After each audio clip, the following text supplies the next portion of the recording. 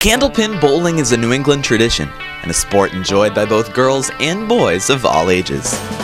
Our show brings the game to the younger generation, featuring bright futures and brighter smiles. Hosts Dan Gauthier and Rob Taylor call the action on Candlepin for Kids. Candlepin for Kids is made possible by its generous sponsors Oddball Sporting Goods, Leo Super Bowl, Paramount Industries, and individual donators like you. To learn how to donate, go to www.cp4k.com.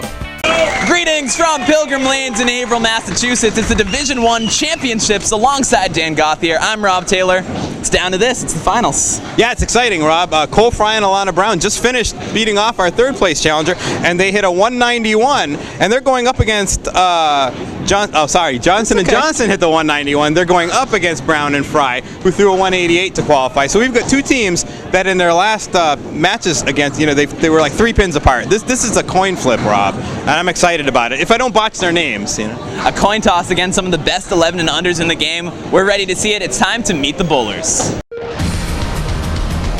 I think some of our bowlers would agree as Sage Johnson gets our first strike of the match.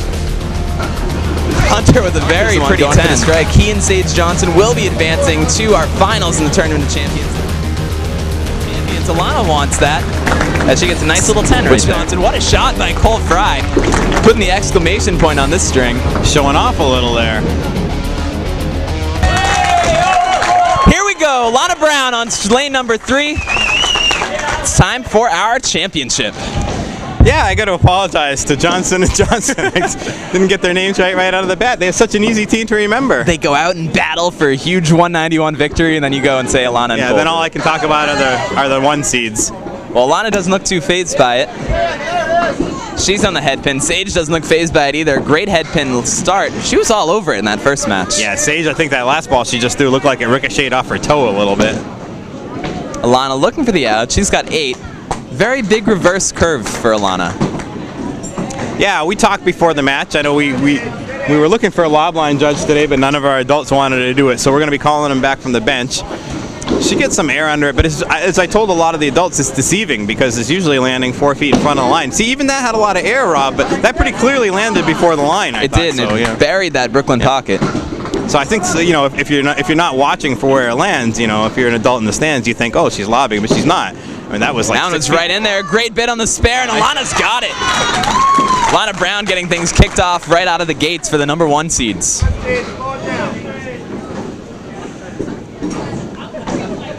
Sage looking for her out.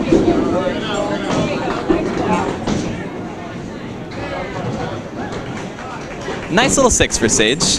Alana looking for the fill. She's right in that pocket. Yeah, what a big hook at the end. I thought she was going to be left by about a foot, and that thing really broke. Tough spare leave, though, but the way her ball breaks, you have to think if it finds that room there. It does not.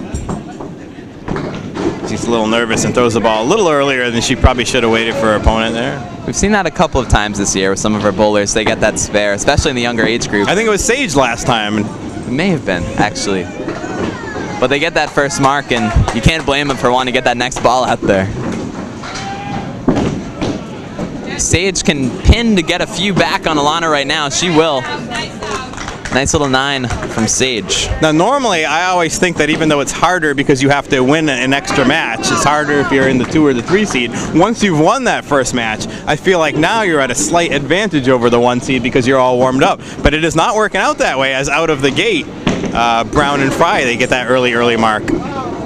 A tough 7 for Alana. That one going in the gutter. After her first ball, she gave a gigantic smile to the crowd. She's clearly happy to be starting off on the right foot here. Nice bid by Sage as well on that spare leave. Yeah, she was right on the head pin where she wanted to be for that spare. She probably wishes she was an inch left or an inch right because she was too full and punched it out. Looking to pin and game some. She won 8, so 6 pins the difference after 4. Alana veers off a little bit there.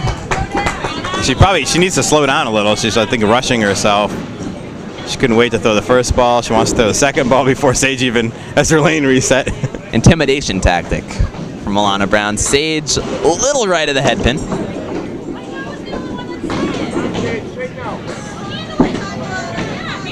Sage just off again, so both of our bowlers are going to be looking for big outs before our gentlemen take the lane. Alana works the hook a little bit better there. She'll settle with 6. Tough out for Sage, a rough 4. And now it's time for our gentlemen to take the lanes. 42-34 halves from our ladies. You know, it's not bad, as much as I think Sage maybe struggled a little bit there. Team's only down 8. That's 1 mark. And now a match that I think a lot of folks have to be excited to see. Cole Frey, the Bangor, Maine native, against Fico Bolodrome's Hunter Johnson. This is one that we've hyped up pretty big. I hear Cole got here a full 24 hours early, not just 1 or 2 hours early. He was down here yesterday bowling a whole bunch of practice. And we'll see if it pays off. What a bid by Cole. He's got it right out of the gates. Man. Cole Frey with a huge mark. You start out of the... Hunter steals one. That's right where he wanted it, Rob. This Right is a good where read. he wanted That it. is a veteran read. Cole's shot. What a pretty shot to start right out of the Remarkably gate. pretty. Can guarantee we'll see a replay on that one.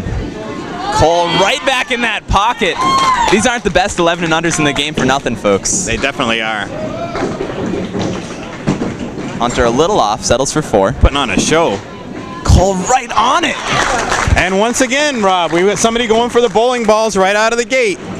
Hunter picks his up. We have both bowlers going for a set of bowling balls. Hunter points at his opponent. You're not getting away, he says. Cole chuckles to himself. Takes a deep breath. This is a fun match to watch, folks. Yeah, both of our bowlers. Friendly one off the head pin there for Cole. Cole's got the easier leave here. He does. For a set of bowling balls. He'd be the only one in the raffle right now. Little foul. Oh, All over it. Do you think he wanted it there? There it is. Him and his team. First people in the bowling ball raffle. First set of balls. Cole Frey, Alana Brown. Cole is on a roll right now. Huge smile to the crowd after that one. He's pumped. I got a big smile too. I was worried we wouldn't give away those bowling balls this year. They've been elusive. Now we're definitely going to be giving them away. Courtesy of Paramount Industries. Cole just off the head pin on that one for a half Worcester. So despite a extremely impressive performance by Frey, Hunter and Sage are still very much in this match. They are going to have to start putting some marks together. A 20-pin lead is big, although they're very capable of making up. Cole with another great ball right there. And Cole's showing that he's not going to take his foot off the accelerator either. Hunter hasn't been finding it on his first ball, but his second, other than that first box where he got the spare, have been right there. Hunter looking to the out, trying to gain a pin. Nice bid.